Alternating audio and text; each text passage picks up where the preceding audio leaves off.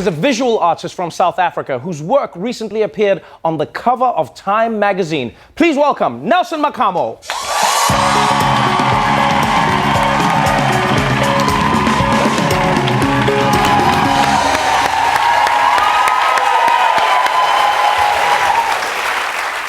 Welcome to the show, my friend.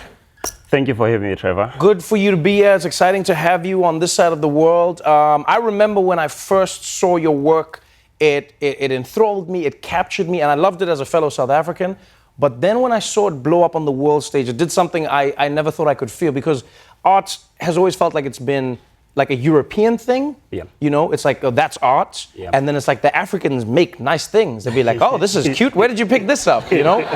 But you're starting to shake that. You're starting to change all of that. You just came back from your own showing in Paris, you know, where people, like, your artwork's all sold out. Yeah. Who is Nelson Makamo, and why do you think you're experiencing this success in the art world? Wow. I mean, I don't even know where to start. I mean, art has always been part of me. Right. Growing up, I was born in a small town in South Africa. It was quite interesting because growing up, toys were never actually an option as a black child. Right. So you had to create your own choice. So my foundation of art started from there. I started actually making toys from clay. And then from there, starting from primary, it was quite interesting because, I mean, South Africa, as you know, in the 80s, post-apartheid, Yeah. we were limited in terms of choices. Art was never an option. Yes. So as a child, you were told to either become a doctor, you know, you become a teacher, a lawyer. Yes.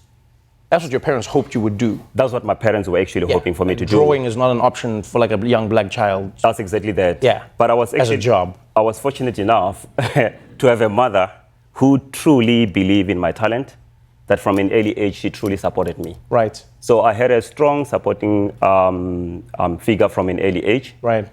But it was also quite interesting because she never saw that as something that I would also make a living out of it as well. Why do you think it connects with so many people from different walks of life? Because so many people would think of African art as African art, but it's like, no, this is art. Yeah. And you happen to be South African.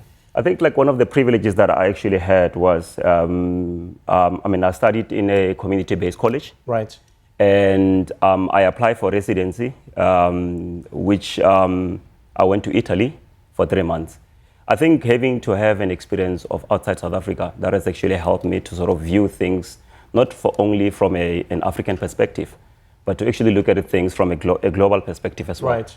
I started creating work more like a language, a universal language, in a way that it was quite interesting because the first thing that I did was to use a child as a subject in my work. Yeah, we've seen some of those amazing pictures. You've got these images of children, and I think on the cover of Time they called it the art of hope. Yeah. You know, because it showed South Africa and Africanness in a very different way. For so long we've seen art that makes it's all about poverty, it's all about pain, it's all about suffering.